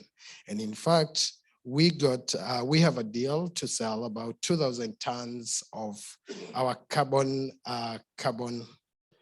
credits. So it is doable. Now, one of the things that I like about agroecology is the fact that we are looking at doing it regeneratively. Hence, we integrate impact with profits. So the more impact that we are making, the higher the profits we'll be making. So, and in terms of impacting the farmers with our product, we have seen a 30% increase in yield for the farmers who are using our fertilizer vis-a-vis those who are using the commercial fertilizers. That's an added advantage because their soils are becoming better over time, and the microorganisms in the soil are really better and happy and healthier. And in all, we are achieving a better population. So if you're asking, is agroecology sustainable? Then my answer to you is yes. And in Africa, because we have the largest population of the youthful population, this offers a great opportunity for these youths to create employment in their own communities using their resources. Thank you very much. We are happy to put food on your table. And thank you very much. And you can interact these days more, as we cut your presentation off. Carlo, I have introduced you while you were just 1 minute out. So if you can come and share some of the African crops associated with some of agroecological practices that you work in specific African countries. Thank you. Yes, thank you so much. And it's really an honor to be here and to share my experience with some of the African crops and agrobiodiversity. We have heard from Sarah, from Lini, experience on agrobiodiversity and how agrobiodiversity is considered important for agroecology.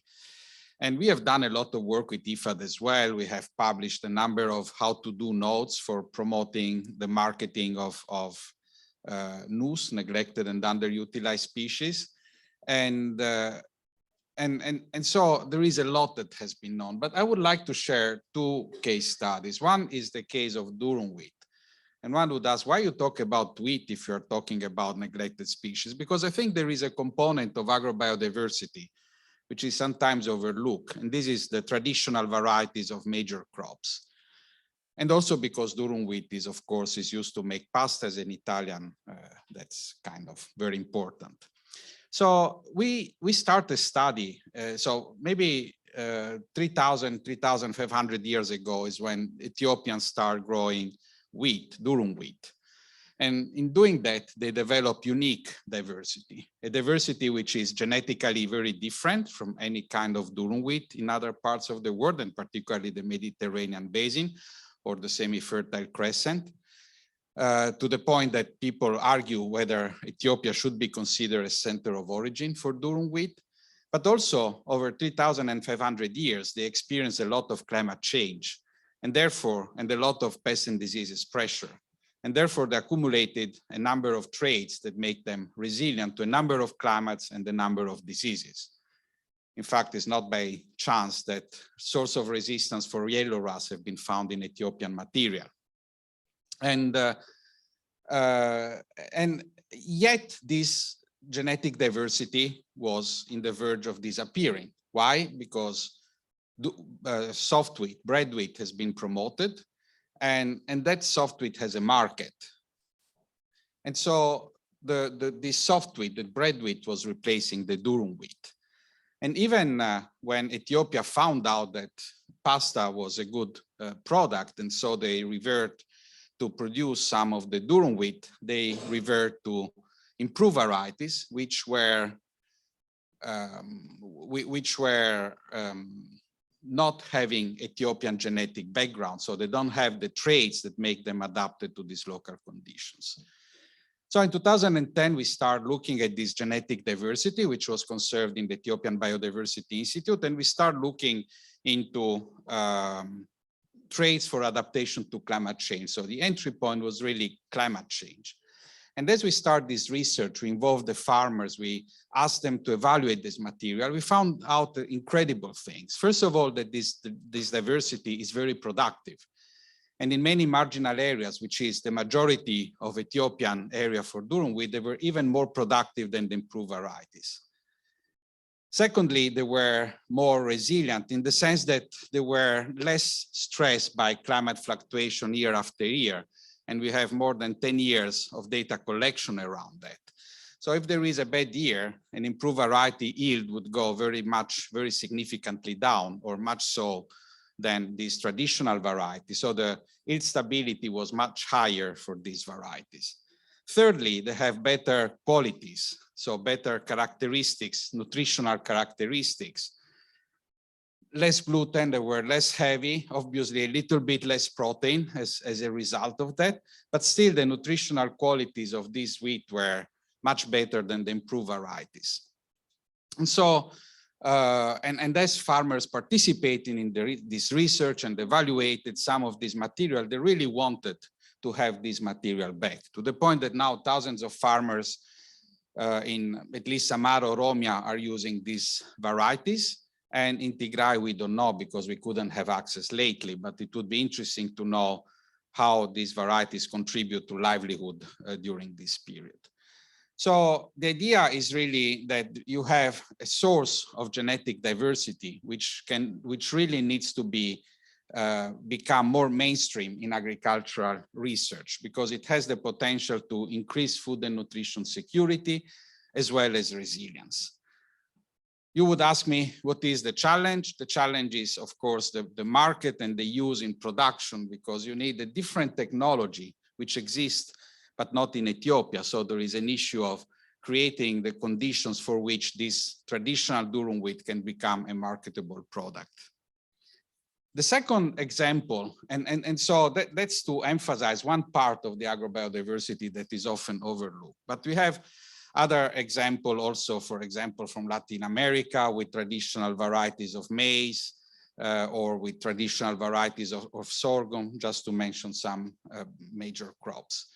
The second example I would like to highlight is the traditional leafy vegetable of Kenya. These are traditional vegetables that again are very nutritious, and again they were in the verge of disappearing. Why? Because they were replaced by major vegetables like cabbage and so on. And yet these materials are much more nutritious. They are much, I mean, really significantly more nutritious, and they are very well adapted to climate change. So once again, very long-term study. We start rediscovering that farmers basically in different parts of Kenya, they've been readopting them to find out again that they are so much adapted to the climate, to the soils, etc. And so they became part, they went back to the supermarkets in Kenya, and now you can find them almost everywhere. And so this is one example. And now then farmers, and we have we have farmers here in this meeting where they start adopting this crop with agroecological practices. So the association of the practice with the crop is what makes really an added value for these crops, until eventually they became UNESCO, recognized by UNESCO for their capacity. So it was a very big aspect of that. And so is this work, this combined work, these participatory elements with the farmers, the agroecological practices, and the diversity that really help farmers become more resilient to climate change. And I think my time is over, no? Yeah. Thank you so much, very interesting. So now, thank you, Carlo. It's very interesting project actually. And each time we will share the presentations, but also the links to the projects that you learn more, because it's really, you know, it's so difficult to summarize shortly, but very well done. You need the French translation now for a few minutes, 5 minutes seulement, s'il vous plaît, afin de ciao. In French on the agroecological centers, and then we will bring some questions. We have some from the audience. Thank you very much for those who are following online, as well as some that were raised before. So Sarah and Lily online will respond to some of those, and then we will conclude. Please, s'il vous plaît, quelques minutes, 4-5 minutes maximum, s'il vous plaît. Merci. Bonjour à tous. Merci beaucoup de m'avoir permis de prendre la parole ici pour parler un peu des fermes écoles au niveau du Togo. Tel que Madame Isolina l'a dit, nous avons actuellement 15 écoles qui forment les jeunes en agroécologie. Qu'est-ce que nous faisons? C'est des pratiques liées à l'agroécologie, des pratiques régénératives du sol, les pratiques d'agroforesterie, des pratiques en tout cas, toutes les pratiques que nous pouvons faire en lien avec la production agricole qui n'a pas d'impact sur l'environnement, sur les cultures et sur l'homme. C'est tout ce que nous sommes en train de faire au niveau de nos fermes écoles, au niveau du Togo. Donc, il s'est fait que la FAO, le Bureau national au niveau du Togo, a pu travailler avec notre organisation des producteurs agricoles, la CETOP, pour pouvoir essayer de rassembler quelques pratiques, 25 au minimum, pour voir comment pourra-t-on les adopter sur le terrain par les producteurs agricoles afin que les terres soient régénérées.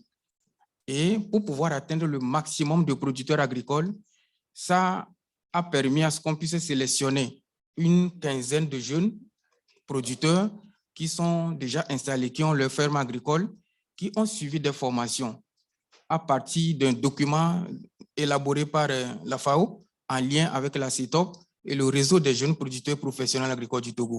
Donc, c'est ce manuel de formation qui a été enseigné, qui a été conçu et puis diffusé dans ces fermes écoles, et c'est ce que nous utilisons. Ce que nous faisons principalement, ce sont des pratiques. Nous, il y a de cela 2017 à maintenant, nous voyons qu'après 3 ans de formation, 3 ans de pratique agroécologique, les terres sont régénérées. C'est pourquoi c'est bien que ceux qui doivent parler de l'agroécologie sont plus des producteurs agricoles. Nous, on est des producteurs et nous pratiquons ce genre de pratiques agroécologiques.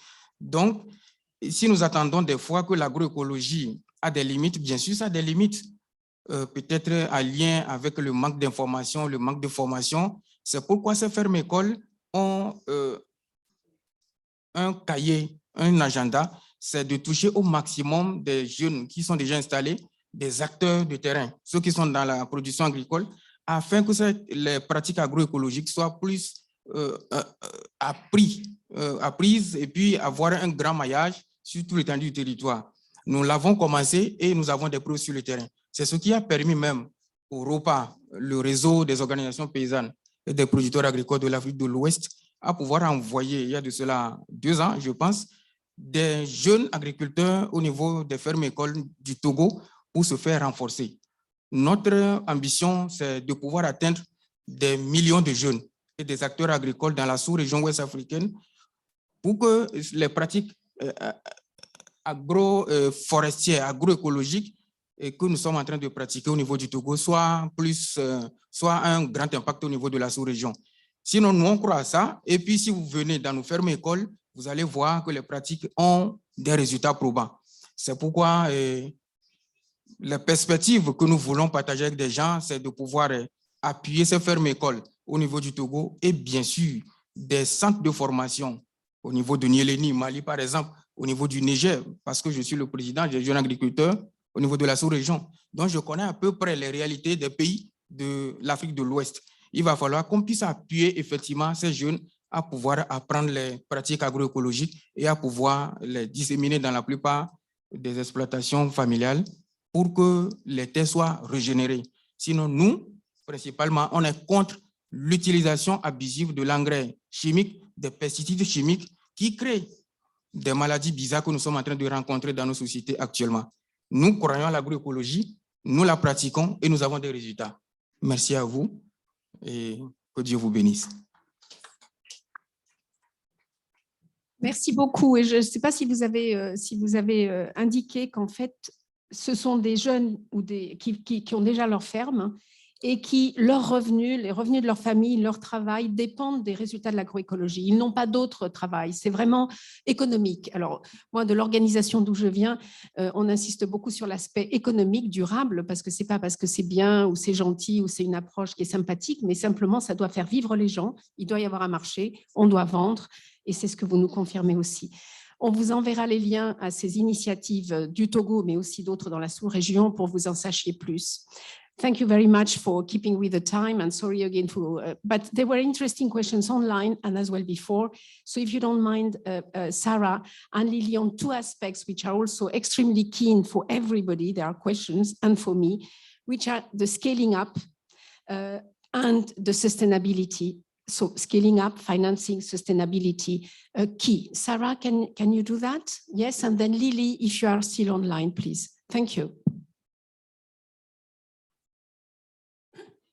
Okay, thank you very much for the question. And I have to say, I would like to summarize many of the questions. So first of all, is agroecology, agrobiodiversity, the solution for the future, at least for reducing the emission? Honestly, I don't have an answer, because you should have an answer. And this is what IFAD is trying to do by looking at the evidence. And evidence has to be taken with a large number of studies conducted more or less with the same technique. Is this possible to give an answer? I don't think it's possible, or maybe it's an opportunity to suggest to support this kind of studies, to be able to talk about scaling up and sustainability. One thing is sure, is that, as Isolina was saying before, you have to look at cost and benefit. At the end, it's just a matter of cost and revenues. And I can tell you the example of what happens in my farm, which is not a farm, is the piece of land where my parents live in Italy, and we have olive trees, and we produce olive trees for our own consumption and for the consumption of our extended families and friends. You know, and I can give you an example, which is a concrete example of farmers, because the best friends of my parents, they also have a piece of land. The difference between my mother and their friends is that my mother is more cautious on the use of funding, while our neighbors, our friends, you know, they have the perfect land and there is nothing wrong on the piece of land, and they use all the most recent technique to grow their olive trees. My mother, she's very proud because she tells that she used half the amount of fertilizer that her neighbors suggested, and she had a higher yield compared to what he had on the same, you know, amount of land. So at the end, it's a matter of possibilities. It's a matter of personality. It's a matter of, do I have the means? Can I afford the technology? And will the technology give me this like expected yield that I would like to have? So maybe other technology are available for different type of soil condition that are able to be more cost effective and ensure a higher yield, which will then be translated into a higher revenue because you're going to sell your production, and then you're going to have higher income, which is exactly increased agriculture production and market access that we were mentioning before. So the truth is that I don't think there is a solution for all, but there are solutions for different agroecology conditions. And this is what maybe we have to finance in the future and use the knowledge generated by the Agriculture Research Center to give this type of answer by country, by region, by agroecological condition. Thank you. Thank you very much. Lily, yes. It's related to the same question. So if not, quickly, micro. Come here. Come, yeah, micro, quickly. Thank you very much. I will just thank the organizers, everybody, Farah, for bringing me here. And I'm sharing experience. Just as Gota said, we believe in family, and then family farming. I'll just give a small example. We have a land, somebody had a land which was not producing, it was dead, but we just bought it. And through planting of trees and other things, now if I take you there, it's now a big forest. Another example is co-management. That's when we, the women, we realized that the river or the estuary in the community was dead. So we invited researchers, so University of Cape Coast, whatever, they all came in and we learned that we can build it.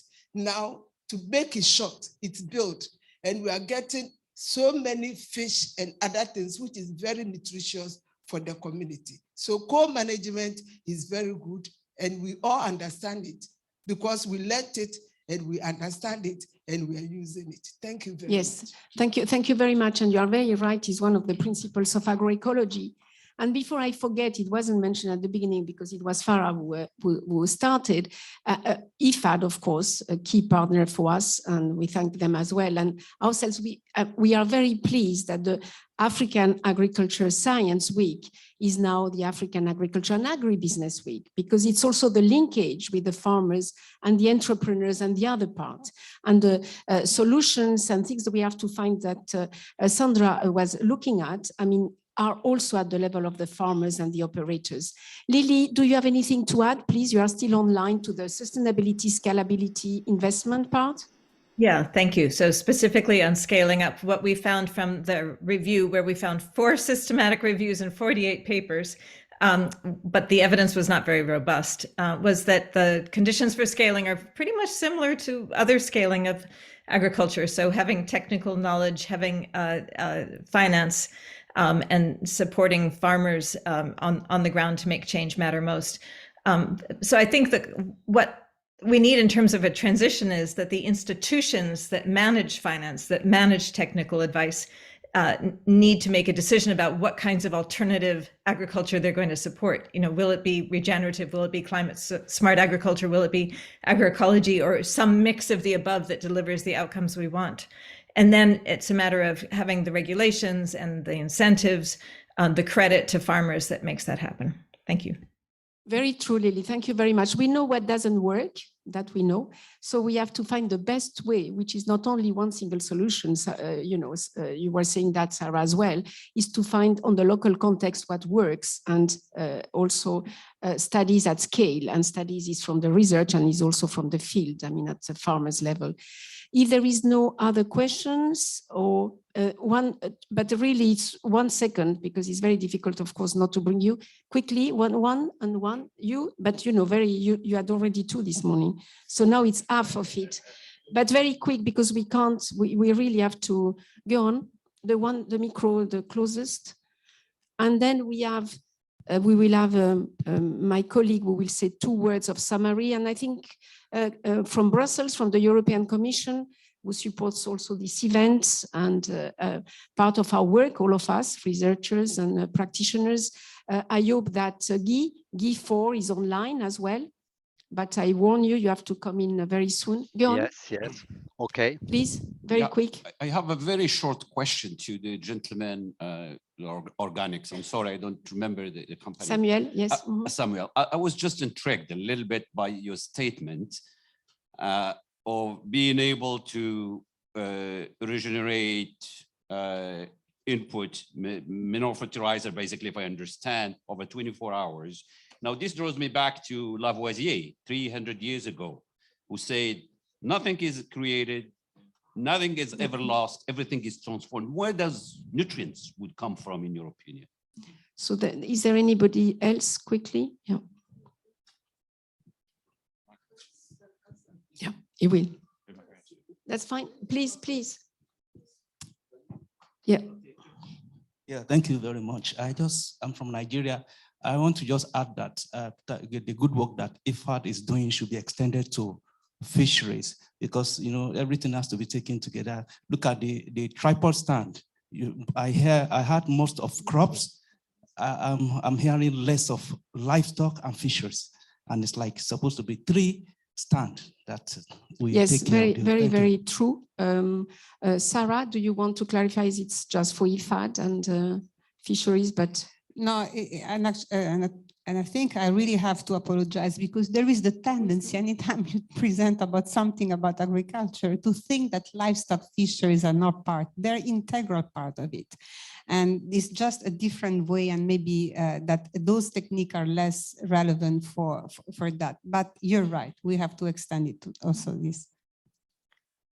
Yes, there is the last intervention. Thank you very much for giving me this opportunity. My name is Moses Oteke from Asoreka. I just want to ask Lynn, 63% of the interventions were successful. I mean, they resulted in increased yields. What is it that works for those interventions? And then for the 37% which failed, what is it that did not work in terms of lessons? Thank you. Lily, can you bring very quickly an answer to that? Yeah, there's no clear. If you're still online with us. Yeah, thank you. There's no simple answer to that. The practices that I mentioned related to diversification, integrated pest management, and organic inputs had the strongest evidence overall, and overall had the strongest yield impacts. But I can break down the results for you if you want to email me. Thank you. Post it as well in the list, as we have all your contacts, actually. Do you want quickly to respond to that? You can respond from there if it works. Great, thank you for that question. Indeed, there's nothing that is created. So just to explain on our process, our technology converts biomass into biochar, that is, uses limited oxygen to burn, to carbonize or pyrolyze the biomass. Once we have the biomass, what we do, we have developed nutrient mixes within the organization, within our facility, that we add to the biochar, making a complete fertilizer. Our fertilizer has been approved for organic use by ECOSAT, as well as the local certifying body in Kenya, that is KEBS. And the good thing is, if you want to learn more on our processes and what you do, we have flyers right at the door So when you're getting out, you can get a flyer of Safi Organics and you run more. Thank you. Great, because we didn't have time for the whole model. It's organics and it's certified EcoCert, so it's not just fertilizers. You have a burning one, very short. Yes, go on. The last. Thank you. Thank you very much. You are reading, so it has to be short. Huh, if you read. Yeah. No, I'm not reading. Okay. Thank you very much. Yes. Bioecology, it works, but it's an investment. It takes quite a long time, for one to achieve good results. You have to have at least a minimum of 5 years. But what we need to do is to train people to change their culture. Traditionally, field fires were not allowed at all. But if you look at it these days, world over, there are lots of field fires. So if we change the culture of people to conserve our natural resources, these are the grasses, the crop residuals, the twigs, whatever, whether it's green or dry, and then we start putting them back in the fields, you find that with time, by the time we get to the fifth year, you'll be walking on a carpet and you actually have achieved quite a lot in terms of biomass in the soil, and improving the biomass will also improve your soil pH and the efficiency of cropping. And if you combine that with GAP's good agricultural practices, you find that we'll be in a position to overcome the climate issues and improve the quality and our food stuffs. And particularly, it will be organic food, which is quite healthy. Thank you. As well. Thank you for sharing actually your experience. And now we'll give quickly, we have to close, but it's just the start of a conversation. So we find each other around until Thursday again, thanking Farah for convening this forum. I will give the floor for a very, very short summary, few minutes as well. I mean, you will have no choice. Richard Lamble is from NRI, Natural Resource Institute in the UK, senior researcher. He works with me on the DeSIRA-LIFT project that our colleagues from the European Commission support and fund. We work together with academics before, Farah and the SROs. And the idea is not agroecology at all, but what I mean is the same approach that the European Commission, and I'm very glad for that as well, supports different stakeholders working together. So Richard is from research.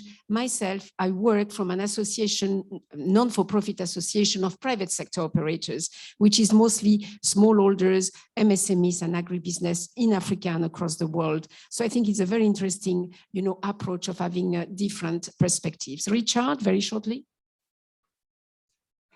Okay, thanks a lot, DeSIRA. Yes, so a very brief summary, because I know we're well into lunchtime. I'm going to just summarize in terms of 3 questions. First question is, what is agroecology? And I suspect if we went around the room, we would have a different answer from everybody in the room. And I think it is important to think of it in terms of this science, practice, and movement, and that all these 3 elements came out from this discussion today. And I think that's the very important issue to take into account. The FAO 10 elements were mentioned, the high-level panel Food and Nutrition Security 13 principles were mentioned. All of these could feed into these discussions. So the next question was, how can or how has agroecology contributed to strengthen climate resilience, but also meeting the other demands, the economic, social, and environmental demands on the food systems in Africa? And we heard particularly from Lini, that there is evidence that agroecology has contributed to climate resilience, and three aspects were highlighted: diversification, organic amendments, and integrated pest management. So these are all agroecological practices. So that's taking the practices elements. Importantly, what came out from this is that yields can increase through these practices, but also costs. And so this is obviously a key issue. But also another aspect that came out was to look beyond production in terms of agroecology, but to look at the wider food system. And I think we've had examples to some extent of that today. Alongside that, I think it's important that a lot of discussion has been around the challenges that are associated with climate resilience and what agroecology can do. But we also heard examples of agroecology can also present opportunities. And we've heard this from Safi Organics in Kenya in terms of biofertilizers and the employment opportunities that could offer, for example. We've heard it through the neglected crops, for example, the example of durum wheat in Ethiopia. This can create new opportunities through the diversification of that crop.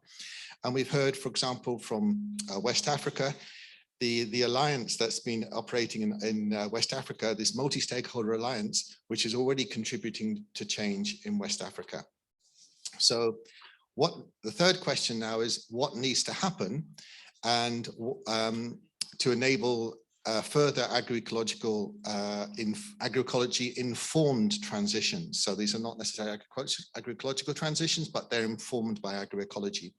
And I think across, right from the start, when we heard from Dr. Fowle, all the way through, I think something that's really was emphasized is to start with the African context. So start with whatever context you're working in, but also to look beyond production, to look at the wider food system in which the context is placed. We also heard, I think very importantly, the importance of starting local, but also to consider other levels. So consider, although everything happens ultimately locally, but also to consider national, regional, and international levels, how they then interact with any one context. We heard there's need for more science, and that science needs to look at the multidimensional aspects of agroecology. So yield is very important, productivity is very important, but we've also heard a whole range of other issues that are important. So the science should look at all those issues and be multidimensional in terms of whether it's measuring, if you like, measuring, are things changing for the better? So in terms of practices, the practices that are coming out so far, there is evidence that some practices already exist. So while this other science is going on, focus on the practices where there's already evidence, good evidence. And these practices should be integrated with other approaches. One thing I think is really emphasized through this meeting, what we're hearing is about the importance of dialogue. And dialogue and multi-stakeholder co-learning is to explore what agroecology might offer, but even more so perhaps to look beyond agroecology to think in terms of what outcomes want to be achieved for these food systems. How do you make these food systems more resilient, more equitable? So the dialogue and co-learning could be focusing more on the outcomes rather than, as was put, the labels. We've got so many labels floating around at the moment around agriculture and food systems. So focus on the outcomes, but also the processes to achieve those outcomes rather than the labels. Strong civil society was important. These approaches are going to be very knowledge intensive. So can the approaches and technologies which are existing, digitization and so on, what can they offer in terms of contributing to these approaches? Policies, enabling environmental policies, of course, is really important. And finance, yes, Wole, thank you. And finance was also very important to emphasize that where does the finance come in these processes? And then finally, we heard a contribution at the end, I think that was very important, this point about culture. So how culture changes in these processes is also very important. How do you engage with that? How does that change process happen? Okay, thank you very much. So now it's really the closing, very quick. Guy Ford from Brussels, European Commission, a researcher himself, former director of innovation at CIRAD, the lead research organization in France, and now at the European Commission, dealing with many of the areas of agriculture in southern countries and also agroecology. Thank you very much for being with us from the start with Christophe. Apologies for the delay, but you will understand this because we had a lot of interest and little time as usual. So please, Guy, the floor is yours. Anything you want to add, you think, you like, you didn't like, you thought it wasn't tackled, etc. Thank you. Thank you. I will be short because time is running. First, I found the side event very interesting because you was able to make some scientific evidence from CGIAR and other research institute, as Lini mentioned, but also we presented some testimonies of actors, entrepreneurs, civil society researchers. So it's quite important to have this discussion, dialogue, this co-learning process, as Richard mentioned, but the multi-stakeholder approach as one participant mentioned. So for me, it's a very good example. It was quite interesting to have this discussion because beyond labels and beyond some, let's say, theoretical discussion, your presentation and discussion addresses issues such access to markets, how to increase productivity, how to increase incomes of farmers, because it's quite important even with agroecology, and also how to make sure that agroecology is really linked to innovation, to new way to do things, and to organize value change or resources management at territory level. So it was quite interesting, and I think we want to go on with this discussion with all the partners, with the regional research organization, with the regional economic communities, with governments to adapt and to find a way to support this food system transition based on agroecological principles. And I think it's not a label because they are principles, but we need to adapt to each context and to each situation depending on the needs and priority of local people, but also priorities and needs of countries. Thank you very much for this discussion, and we do hope we can go on with such interesting exchanges. Thank you very much, Guy. Thank you. An applause for you. Yes. So that's the end of it. On behalf, of course, of the organizers, European Commission, IFAD, and FARA. And thank you again, FARA, for convening that. I thank you very much for being here. I thank all the speakers. I apologize again for the little time some of you had. Sarah, thank you very much from IFAD also, not only Sarah Savastano, the director you heard today, but your team, fantastic team, was help everywhere, very appreciated. So thanks to all, and we still are around. We have a few other events, including this afternoon. So please follow us and keep well. Yes, enjoy the week. Thank you and bon appétit.